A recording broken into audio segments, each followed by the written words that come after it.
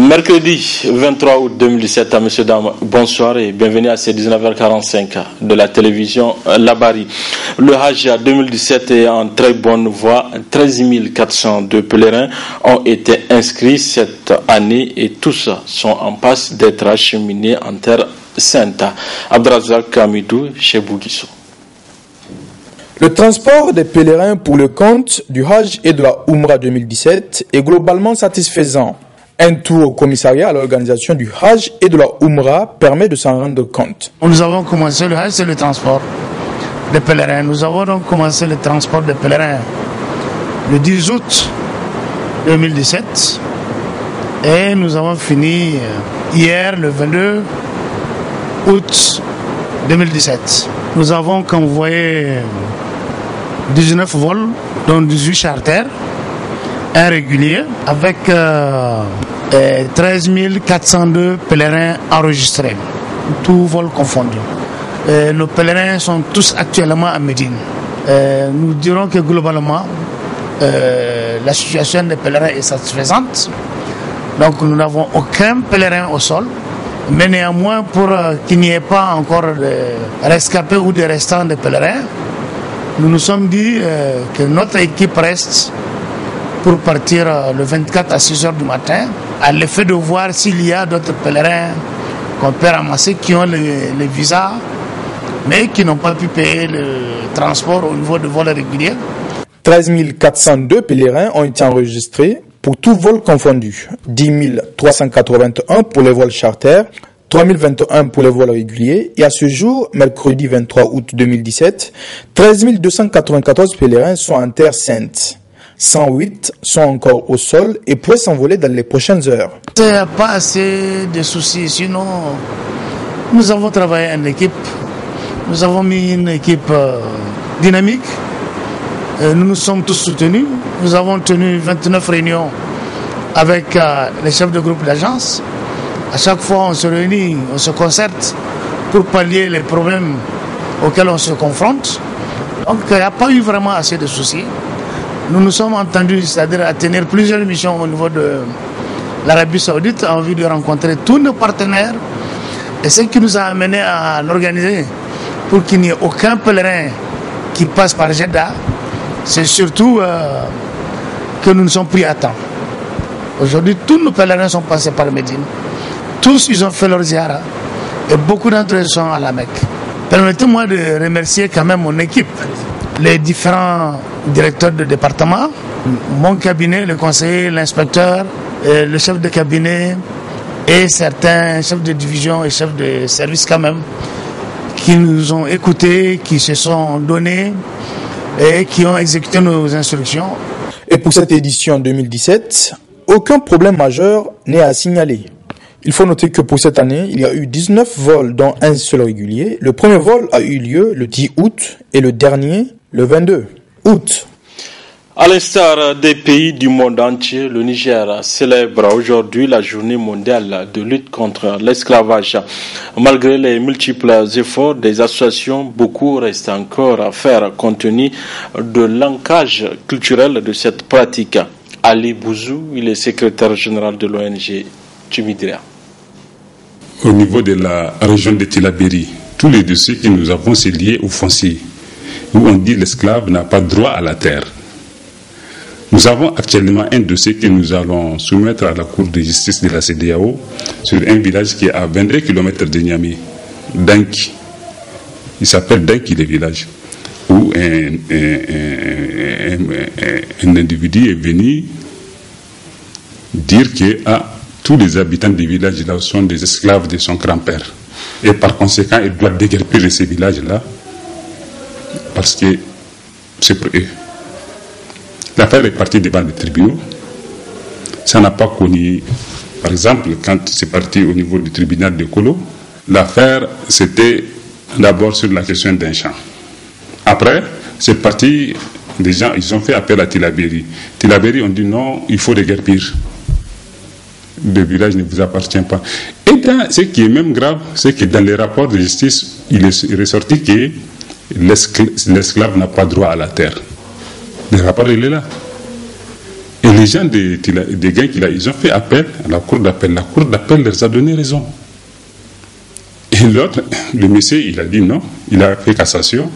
Et la cour de cassation a renvoyé, c'est-à-dire au premier jugement. Vous voyez? Et ça, c'est plus de 170 familles. 170 familles. C'est un village, il y a une école. Pas une classe, une école. Il y a une case de santé. Il y a un château d'eau. Il y a un forage. Il y a une mosquée. Il y a un marché. Puis maintenant, quelqu'un dit, il s'élève un bon matin pour les déguerpir. Est-ce que ça a un sens, ça, là? On est dans un état de droit où chacun a les mêmes droits que l'autre. Donc, et d'ailleurs, on dit même qu'il y a des lois qui disent si tu fais 30 ans même en train de cultiver une terre, ou 35 ans, donc la terre doit t'appartenir. Bon, et là, ce n'est même pas le même cas. C'est leurs ancêtres qui ont défriché les champs. C'est leurs ancêtres les premiers à être installés. Maintenant, on dit de récupérer. Donc, vous voyez ce que ça fait. Des cas existent. Et hier même, à Dograwa, il y a eu un délit d'esclavage. Bon, c'est des femmes qui se sont bagarrées. Et voilà, une a qualifié l'autre d'esclave. Et la dame était partie avec notre paragiste pour porter plainte à la police. C'était hier soir. Et l'autre, ils étaient informés par la police. Pour la police, ça c'est une bagarre rangée. Donc la question de l'esclavage ne sort même pas. Ça c'est qualifié bagarre rangée.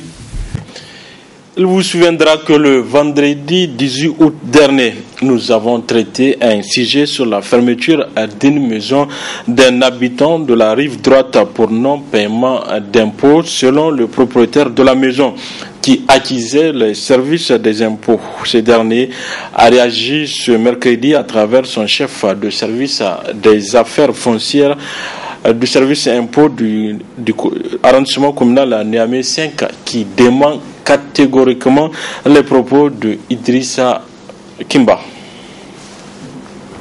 La maison de Sieur Kimba, Idrissa a été recensée. Il est déjà connu depuis 2013. Et nous l'avons notifié chaque année son avis d'imposition relativement à cette maison. Pourquoi nous nous sommes intéressés à cette maison? Parce que simplement le Sieur Kimba a divisé sa parcelle en deux. Un côté dans lequel il vit avec une de ses coépouses, un autre côté qui est en location, tenez-vous bien, avec un revenu mensuel moyen de 250 000 francs. Qu'est-ce que l'État demande en réalité à nos contribuables? Un mois de location juste sur les 12 mois que vous avez. Et c'est ça que, à peu près, nous avons demandé au Sieur Kimba. À travers quelle action? D'abord, en le notifiant chaque année, depuis 2013, son avis d'imposition à la taxe immobilière.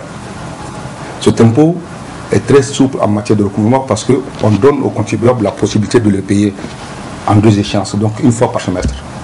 Donc, nous avons donné 2 mises en demeure par année à M. Kimba.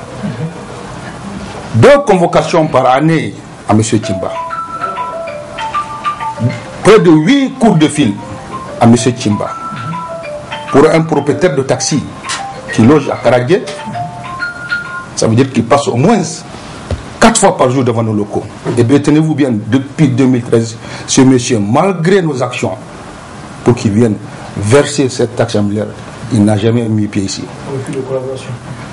Pour rappel, au niveau de cette commune, nous avons fait un recensement général de l'ensemble en vue d'aboutir à cette taxe immobilière. Et sur les 5500 ménages que nous avons recensés, il y a 1500 maisons qui ont été imposées.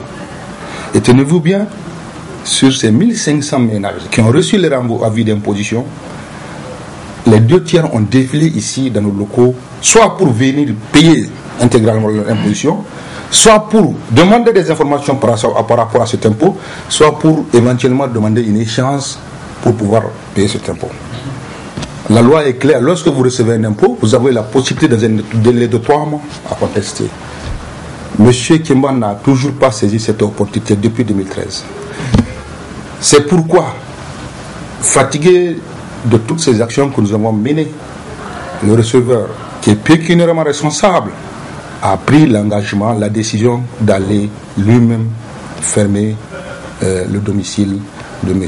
Idrissa Kimba Bingio. Et ce n'est pas une fermeture comme notifiée par le concerné ou le journaliste de la Bari. Cela s'appelle une fermeture intelligente.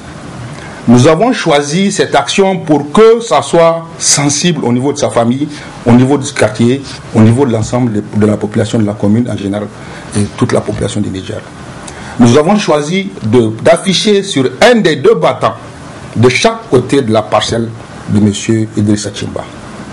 Ça veut dire que nous n'avons pas fait de scellé, nous avons juste affiché. Et cela veut dire que nous n'avons pas porté atteinte à la libre circulation des occupants des deux parties de la parcelle. Nous avons le dossier en face de M. Tchimba. Vous avez ici tous les avis d'imposition notifiés depuis 2013 à ce contribuable. Toutes les mises en demeure, donc 2 fois par année, ça fait 10 mises en demeure. Toutes les convocations, 2 convocations par année, c'est là. Et aujourd'hui, je suis témoin des coups de fil que nous avons adressés à M. Tchimba.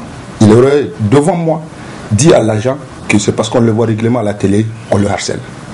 Donc hier, nous avons voulu vérifier si les affiches sont toujours là. À notre grande surprise, ces affiches ont été carrément enlevées. C'est une infraction. Naturellement, vous avez porté atteinte à la loi, parce qu'aujourd'hui, l'impôt, c'est la loi. Et c'est pour cela que nous avons voulu toucher les autorités judiciaires, la police, pour que M. Moussa Tchimba soit interpellé et puisse reprendre l'infraction qu'il avait commise. Actuellement, je vous dis, il est dans les locaux du commissariat. Et si vous donne cette information, il vient de nous appeler, il a reconnu tout. Et il est en train de négocier un échéancier pour payer tous ses impôts. Aujourd'hui, sa taxe immobilière de 2013 à aujourd'hui s'élève à 1 459 000, s'il vous plaît. Plus une amende de 100 000 francs qu'il doit nous payer parce qu'il a eu une infraction en enlevant cette affiche-là. Nous allons donc profiter pour passer ce message très clair. Monsieur Tchimba doit payer ce montant intégralement. À ce stade, il n'est plus question pour nous d'accepter une échéance. Il doit à l'État 1 500 000, il doit rembourser 1 500 000. Volet reportage de cette édition, le lavage des véhicules de plus en plus pratiqué à Niamey avec l'installation de la saison pluvieuse et l'impraticabilité de certaines voies de circulation. Le lavage des véhicules, une activité qui se développe à Niamey. C'est un reportage signé par une de nos stagiaires de l'IFTIC, Leila Boubacar et Soumela Abdoulaye. En cette période pluvieuse, une activité qui a le vent en poupe. C'est le lavage des voitures qui est de plus en plus pratiqué. Actuellement, l'affluence est grande, surtout à une certaine heure de la journée. Les clients viennent à la grande satisfaction des responsables des points de lavage. Aiki na lavage ne banda wani aiki in ba lavage ba. Lalle lavage ne nake nan gari. Kun biska lavage wannan babu wata matsala da muke samu ko ba gaskiya ba. Je n'ai aucun travail en dehors de lavage des véhicules. On trouve assez de clients, surtout pendant cette saison de pluie. Aiki da yawa kuma wani lokaci zaka iske ayi ruwa aiki bai samuwa da kyau.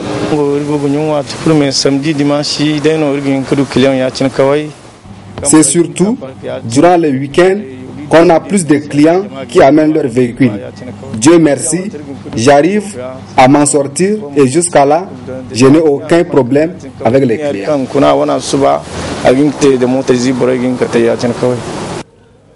Il n'y a pas de son métier, a-t-on coutume de dire. Aujourd'hui à Niamey, cette activité est une source de revenus pour les laveurs des véhicules, car ils arrivent à subvenir à leurs besoins. Mais aussi, ils contribuent à réduire le chômage. Actualité dans nos régions et cap sur Zander où la ville de Zander a enregistré le lundi dernier une pluie diluvienne accompagnée de vents violents occasionnant ainsi beaucoup de dégâts. Le constat, c'est avec Ismaël Moumeni sous les images de nos confrères de la télévision Gaskia. Des maisons effondrées, d'autres inondées, des voies impraticables, un cimetière et la grande mosquée de Idi complètement détériorée. C'est le triste constat qui se dégage après la pluie torrentielle accompagnée de vents violents qui s'est abattue le lundi dernier dans la région de Zander, occasionnant ainsi beaucoup de sinistrés. Ces derniers indexent les responsables de cette ville d'incapacité à gérer ce problème. Aucune autorité n'a eu le courage de visiter, voir de quoi il s'agit. Qu'est-ce qui se passe ici? Ils savent, nous n'avons personne qui répond. Chacun répondra de ses actes. Nous ne pardonnerons jamais à qui que ce soit dans la ville de Zander. Il suffit d'une grande pluie pour mettre à nu l'incapacité notoire des responsables de la ville de Zander à pouvoir gérer le système des eaux de ruissellement. Une situation qui contraint ces sinistrés à abandonner leur quartier complètement délabré. Voilà, monsieur Dama, c'est tout pour ce 19h45 de la télévision Labari. Merci à vous de l'avoir suivi. Au revoir.